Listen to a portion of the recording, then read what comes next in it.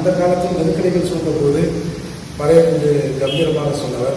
இந்த சமூகத்தில் இருக்கிறவங்களாம் கோபம் பண்ண தெரியாத போது என் தாத்தா போட்டு சுட்டு கொண்டிருந்தவர். அதோடு மட்டும் இல்லாமல் இன்றைக்கு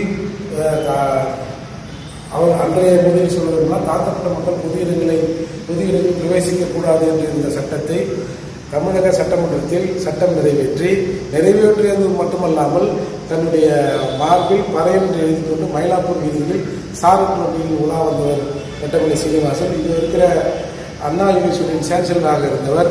இப்படி இன்றைக்கு நாம் எதையெல்லாம் அனுபவித்துக் கொண்டிருக்கிறோமோ அதற்கெல்லாம் முதலில் விதித்திட்டவர் நம்முடைய வெட்டமலை சீனிவாசன் அவர்கள். இங்கே இருக்கிற கார்பரேஷன் பள்ளிகளை தொடர்வதற்கு காரணமானவர் வெட்டமலை சீனிவாசன் அவர்கள். சுருங்க சொன்னால் இன்றைக்கு இந்த பட்டியல் சமூகத்தில் இருக்கிறவர்கள் அனுபவித்துக் கொண்டிருக்கிற அத்தனை விதமான உரிமைகளுக்கும் முதற் காரணம் வெட்டமலை சீனிவாசன் அவர்கள் தான். அம்பேத்கர் அவர்கள் ஒரு வயதாக இருந்தபொழுது தமிழகத்திலே பஞ்சமி நிலங்களை வாங்கி கொடுத்தவர் வெட்டமலை சீனிவாசன் அவர்கள். அன்னாரின் புகழ் திட்டமிட்டு இந்த திராவிட இயக்கத்தால் இங்கே மறைக்கப்பட்டிருக்கிறது. இந்த இளம் தலைமையினர் வெட்டமலை சீனிவாசன் புகழை பாடுவது பெருமைக்குரியது.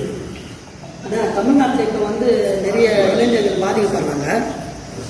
அந்த போதைப் பொருள்னு சொல்லிட்டு நிறைய இளைஞர்கள் ஜாதி பார்க்க நிறைய பேர் பாதிக்கப்படுறாங்க. அது தடுத்து நிறுத்துக்கு ஏதாவது வழிமுறைகள் தான் சொல்லணும். தடுத்து நிறுத்துற வழி எல்லாருக்கும் தெரியும். சாதாரண லேமனுக்கு கூட இந்த போதை வசதிகளை போதைப் பொருட்களை தடுத்து நிறுத்துறதுக்கான வழி தெரிஞ்சிருக்கு. ஆனால் அரசுக்கும் முதல்வருக்கு மட்டும் தெரியல. இதுதான் இதில் வைக்கப்பட வேண்டிய விஷயம். ஆனால் தமிழ்நாட்டில் இப்போ பெண்கள் சின்ன சின்ன குழந்தைங்க வெளி மாநிலத்தில் இங்கே தங்கி கடத்தி உடல் உறுப்புகள்லாம் வியாபாரம் பண்ணுற மாதிரி ஒரு கொடுமையாக நடக்குதுங்க. அது ஏதாவது தடுத்து நிறுத்துக்கிற வழி இருக்காங்க. அதாவது எல்லாத்தையும் சட்டத்தில் பிரகாஷம் இருக்குங்க. எல்லாத்தையும் செய்ய வேண்டியது அரசின் கடமை, காவல்துறையின் கடமை. இங்கே ஒரு நிர்வாகம் இருக்கிறதா என்ற கேள்விக்குறி எழுந்து கொண்டே இருக்கிறது. இங்கே இருக்கிற முதல்வருக்கு இந்த நாட்டில் நடக்கிற எந்த விஷயங்களும் தெரியாததான் எல்லா தவறுகளும் இன்னைக்கு நாட்டில் நடக்குது. அதால தான் நம்ம முதல்வரை கொஞ்சம் ஆக்டிவாக ஆகுவா. அப்படி இல்லைன்னா வேற யாராவது சுய நினைவு உள்ளவர்களை முதலமைச்சராக்குங்கிற ஒரு கோரிக்கை வைக்கிறோம்.